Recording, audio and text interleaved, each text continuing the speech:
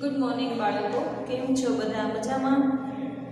આજે આપણે ધોરણ 5 વિષય હિન્દી એમાં પાઠ 13 સ્વચ્છતા તેની ચર્ચા કરીશું.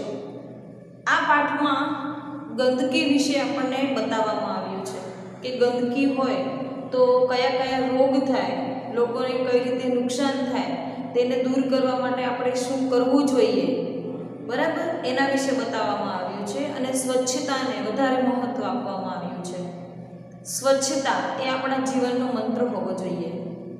આપણું ઘર, આપણું ગામ, આપણી શાળા, આપણું શહેર, આપણો દેશ, આ બધું સ્વચ્છ રહે એ આપણા જેવા ભારતીય નાગરિકની ફરજ છે, જે આપણે ખૂબ સારી રીતે પૂરી કરવી જોઈએ.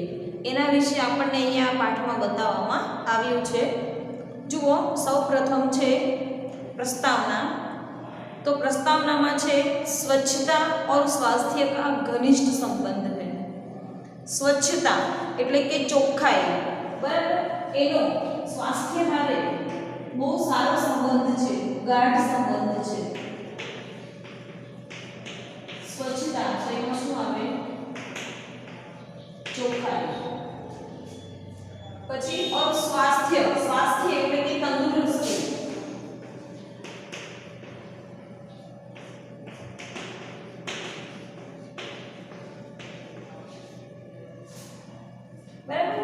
गाढ़ संबंध है.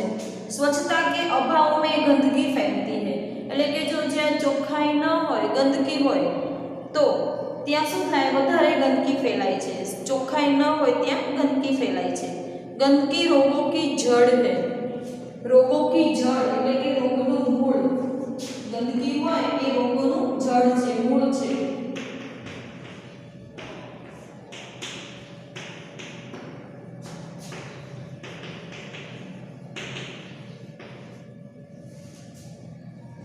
यदि हम स्वच्छता संबंधी सतर्कता रखें और उचित स्थान पर ही कूड़ा डालें तो स्वच्छ जगत, स्वच्छ सुंदर जगत का निर्माण कर सकते हैं, साथ ही स्वस्थ भी रह सकते हैं. એટલે કે જો આપણે સ્વચ્છતાને લગતા કાર્યક્રમો કરીએ, એના ગંદકી ન ફેલાય તેના માટે આપણે સતર્ક રહીએ, કચરો કચરા પેટીમાં યોગ્ય સ્થાન પર જ નાખીએ, તો આપણે એક સ્વચ્છ એટલે કે ચોખ્ખું વિશ્વ, સુંદર વિશ્વનું નિર્માણ કરી શકીએ અને સ્વસ્થ બી એટલે કે તંદુરસ્ત પણ રહી શકીએ છીએ. બરાબર છે. હવે જો અહીંયા પાઠમાં બાળકો સ્વચ્છતા વિશે શું વિચારે છે, શું કરે છે, લોકોની કેવી રીતે મદદ લે છે અને લોકો કેવી રીતે તેને મદદ કરે છે, એ બધું આ પાઠમાં બતાવવામાં આવ્યું છે. પેજ નંબર 91 91 ઉપર જુઓ. एक दिन अजय ने मोहन को अपने जन्मदिन पर बुलाया.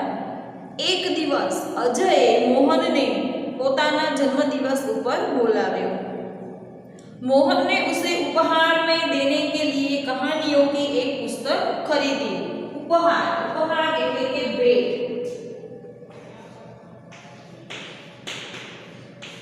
उपहार એટલે શું આવે? भेट, સોગાદ.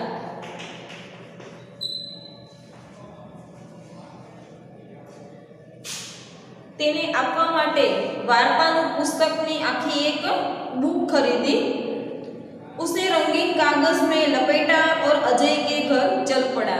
તેને રંગીન કાગળમાં લપેટી લીધી. ગિફ્ટ પેક કરીએ એવી રીતે એ પુસ્તકને રંગીન કાગળમાં લપેટી લીધું અને અજયના ઘર તરફ ચાલી નીકળ્યો.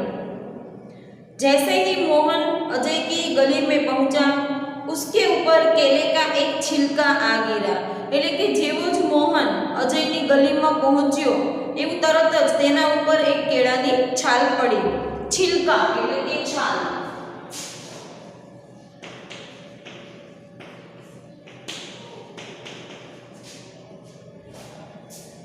આવી રીતે મોહન આવતો હોય છે ત્યારે ઉપરથી કેળાની છાલ તેના ઉપર પડે છે અને આની ચર્ચા એ એના ઘરે કરે છે.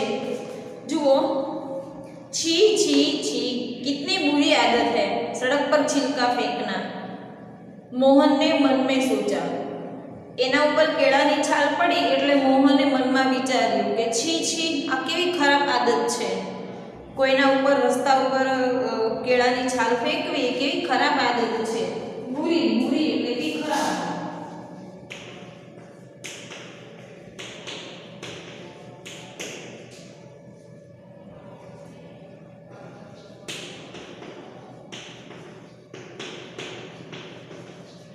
उठे। उसने छिलका उठाया और इधर उधर देखा। तेणे શું કર્યું? એ છાલ ત્યાંથી ઉપાડી લીધી અને આ બાજુ પેલી બાજુ બંને બાજુ જોયું। कुछ दूरी पर उसे एक कूड़ादान दिखाई दिया, એટલે કે થોડેક જ દૂર એને એક કચરા પેટી જોવા મળી। કૂડાદાન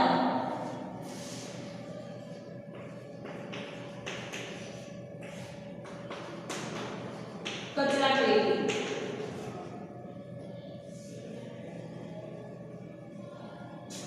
उसने छिलका उसमें डाल दिया, तेणे केळानी छाल तेनी अंदर नाखी दीधी। बहुत सा कूड़ा कूड़ेदान के बाहर फैला हुआ था, એટલે કે બહુ બધો કચરો આ કચરા પેટીની બહાર ફેલાયેલો હતો। वहां मक्खियां भिनक रही थी, ત્યાં માખીઓ બણબણી રહી હતી। और चारों ओर गंदगी फैली हुई थी, અને ચારે બાજુ गंदगी જ ફેલાયેલી હતી। कुछ और आगे बढ़ा तो मोहन को बड़ी बदबू आई। थोड़ोक ते આગળ ચાલ્યો તો તેને એક બદબू આવી। બદબू એટલે કે ગંદી વાસ।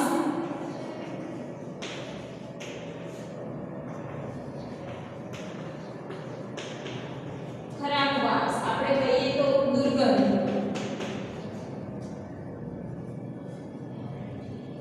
उसने देखा नालियों में कूड़े के कारण पानी रुका हुआ है। नाली એટલે કે જે ગટરની પાઇપલાઇન હોય તે, ત્યાં કચરો ભરાઈ ગયો છે, એના કારણે પાણી રોકાઈ રહ્યું છે, પાણી આગળ ચાલી રહ્યો નથી। उसे पानी से बदबू आ रही थी, એ પાણીમાંથી જ ખરાબ વાસ આવી રહી હતી। मोहन नाक पर रुमाल रखे अजय के घर पहुंचा। मोहन तेना नाक पर रुमाल राखीने अजयना घर तरफ गयो। वहां अजय के और भी कई मित्र आए थे, ત્યાં અજયના બીજા પણ ઘણા બધા મિત્રો આવેલા હતા। જો અહીંયા એક બીજો શબ્દ છે નાલી।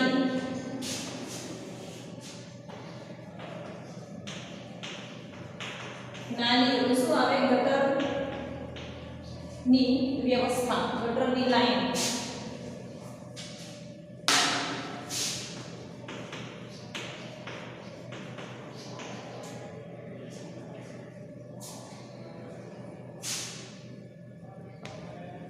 अजय ने मोहन को अपनी माँ और पिताजी से मिलाया।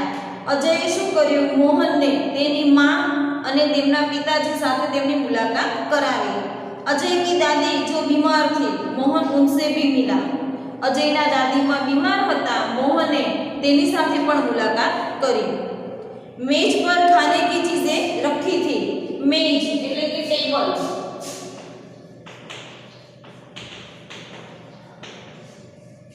ત્યાં ટેબલ ઉપર ખાવાની ચીજો રાખેલી હતી, जिन पर बार-बार मक्खियां आ जाती थी। તેના ઉપર વારંવાર માખીઓ આવી રહી હતી। मोहन ने अजय से कहा, अजय तुम्हारे मोहल्ले में इतनी गंदगी क्यों है? मोहने अजयने કહ્યું કે અજય તારી શેરીમાં, તારી ગલીમાં આટલી બધી ગંદકી કેમ છે? क्या नगरपालिका इसे साफ नहीं कराती? શું નગરપાલિકા વાળા તેને સાફ નથી કરાવી લેતા? બરાબર। મોહલ્લા શબ્દ છે અહીંયા।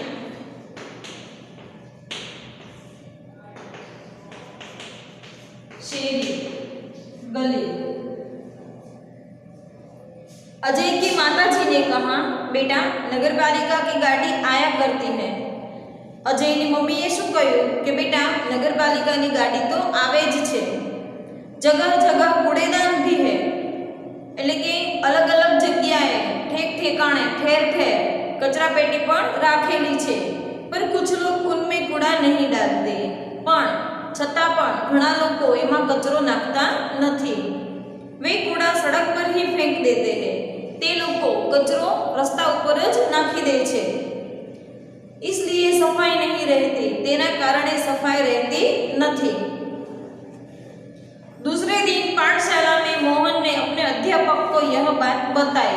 अध्यापक शिक्षक, આપણે આગળના પાઠમાં પણ શીખી ગયા છીએ। अध्यापक એટલે કે शिक्षक। अध्यापक ने कहा, तुम ठीक कहते हो मोहन। शिक्षके શું કહ્યું કે તારી વાત સાચી છે મોહન, તું સાચું બોલે છે। ગંદકી बहुत से रोगों की जड़ है, એટલે કે ગંદકી એ ઘણા બધા રોગોનું મૂળ છે। नगर पालिका का काम नगर को स्वच्छ रखना है, पर हमें भी नगर पालिका की सहायता करनी चाहिए। એટલે કે નગરપાલિકાનું કામ તો નગરને શહેરને સ્વચ્છ રાખવાનું છે જ, પણ આપણે પણ નગરપાલિકાની મદદ કરવી જોઈએ। સહાયતા એટલે કે મદદ।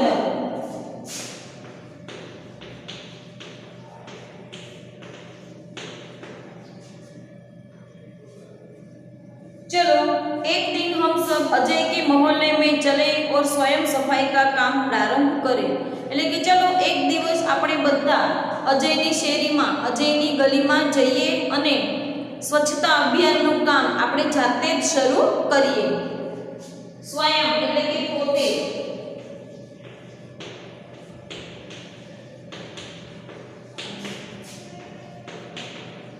અને પ્રારંભ એટલે કે શરૂ।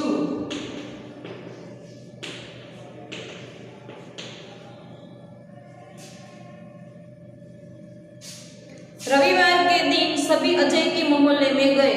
એટલે કે રવિવારના દિવસે બધા જ અજયની શેરીમાં આવ્યા। सबके हाथ में एक एक टोकरी और झाड़ू थे। એટલે કે દરેકના હાથમાં એક એક ટોપલી અને સાવરણી હતા। सड़क पर झाड़ू लगाकर उन्होंने कूड़ा इकट्ठा किया। रस्ता ऊपर कचरो वाळीने એ બધાએ કચરો એક જગ્યાએ ભેગો કર્યો। इकट्ठा होना એટલે કે ભેગું થવું।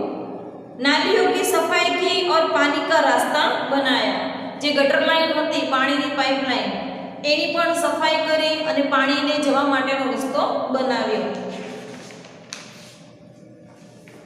પાછળના પેજ ઉપર उनमें मच्छर मक्खी मच्छर मारने वाली दवा भी डाली। એટલે કે એ નાલીઓમાં, એ જે રસ્તો પાણીની પાઇપલાઇનનો જે ગટર લાઇનનો રસ્તો છે તેની અંદર માખી મચ્છર મારવા માટેની દવા પણ નાખવામાં આવી। કૂડેદાન પર ઢક્કન રખા। એટલે કે કચરા પેટી ઉપર ઢાંકણું રાખ્યું, ઢક્કન।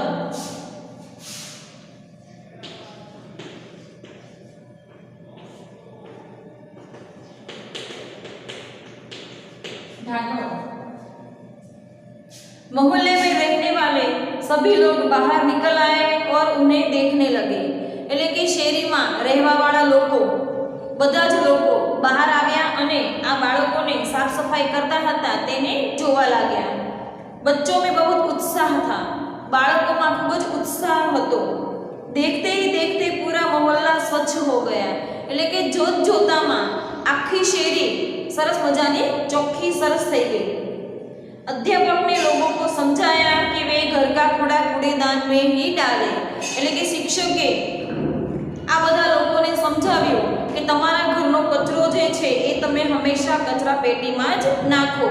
वे घर के आसपास सफाई रखें क्योंकि गंदगी से रोग फैलते हैं। અને તમારા ઘરની આસપાસ ચોખ્ખાઈ રાખો, સ્વચ્છતા રાખો કે જેથી ગંદકી ન ફેલે, કારણ કે સફાઈ ન રાખવાથી गंदगी फैलाय छे अने रोग पण फैलाय छे। उन्होंने कहा मेरी पाठशाला के बालक सप्ताह में एक बार यहाँ आया करेंगे। सप्ताह એટલે કે અઠવાડિયું।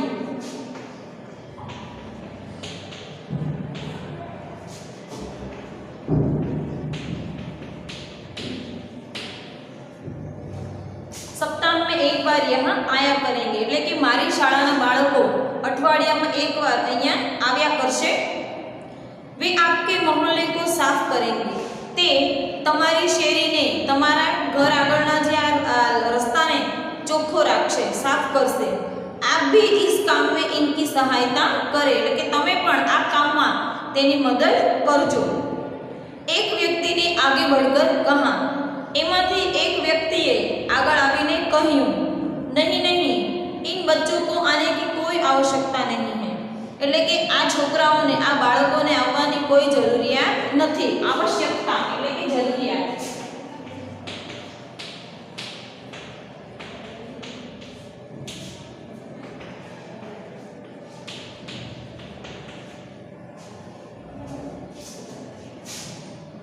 हम लोग स्वयं ही अपने मोहल्ले को स्वच्छ रखेंगे એટલે કે અમે જાતે જ અમારી શેરીને ચોખ્ખી રાખીશું।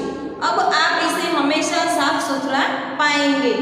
साफ सुथरा એટલે કે ચોખ્ખું।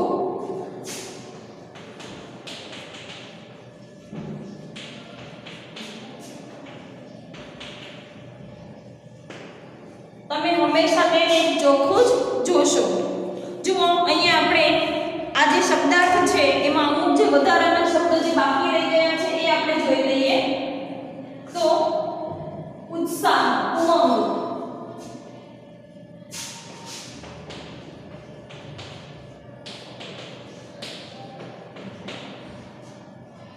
જોશ।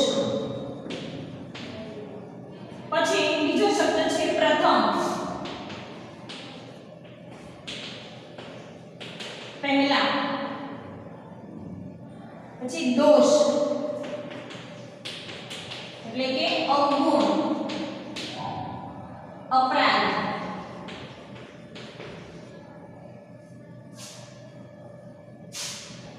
બરાબર, આ રીતના શબ્દો આપણે અહીંયા લખ્યા છે પાઠને લગતા, એ તમારે નોટબુકમાં લખવાના છે। અને હવે અભ્યાસની ચર્ચા આની પછીના લેક્ચરમાં કરીશું।